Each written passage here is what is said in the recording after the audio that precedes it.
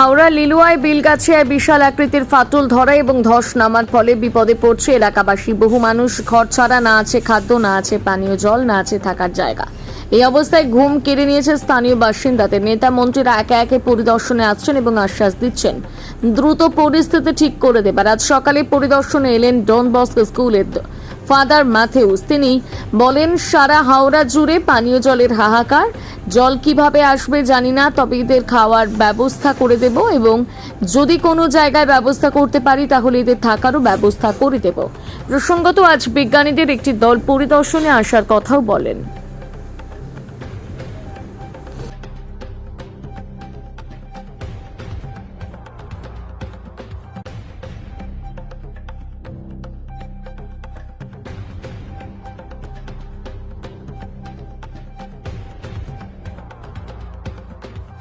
এদের পাশে কি থাকবেন?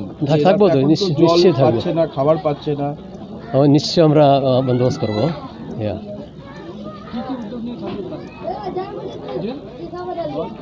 এদের যে সমস্যা এখন হচ্ছে, যেটা হচ্ছে থাকার সমস্যা প্রথমত, আর দ্বিতীয়ত ওদের খাওয়া দাবারের সমস্যা, পানীয় জলের সমস্যা, যেটা হচ্ছে চরম সমস্যা। হাওড়া শহরের বিস্তীর্ণ এলাকায় এই পানীয় জলের সমস্যা হয়ে দাঁড়িয়েছে। ওকে আমি খাওয়া দাওয়ার জন্য আমরা কিন্তু বন্দোবস্ত করতে পারি খাওয়া দাওয়ার জন্য, কিন্তু জল আমি জানি না কীভাবে এখানে নিয়ে আসতে পারবো।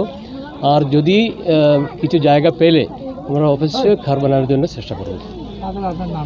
আমি ফাদার ম্যাথিউ ডন বস্কো থেকে এসেছি।